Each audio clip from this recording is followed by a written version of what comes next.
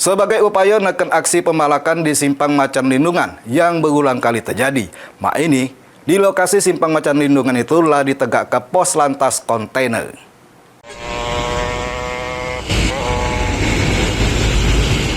Pemasangan pos lantas kontainer di Simpang Lampu Abang Macan Lindungan oleh pihak kepolisian jadi kabar gembira untuk para sopir truk yang melintas setiap hari di jalur tersebut. Karena dengan adanya pos lantas kontainer, maka bakal ada petugas polisi yang berjaga, sehingga pacak mengurangi potensi tindak kejahatan yang sebelumnya namun dialami sopir pas berhenti di persimpangan Lampu Abang.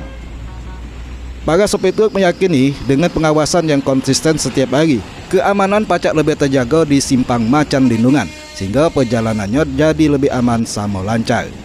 Selain itu juga para sopir truk pengen adanya patroli yang tidak cuma dilakukan di awan hari, melainkan sampai dalu hari untuk nyago kawasan tetap aman dari bermacam tindak kriminal.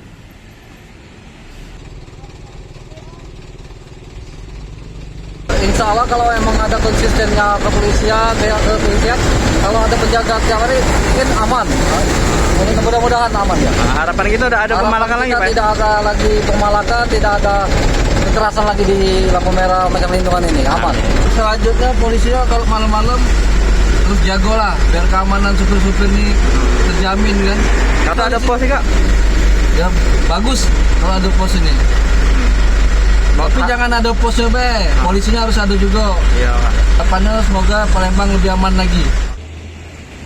Para sopir truk berharap aktivitasnya tidak katik gangguan, sama kawasan Macan Lindungan jadi lebih kondusif ke depannya.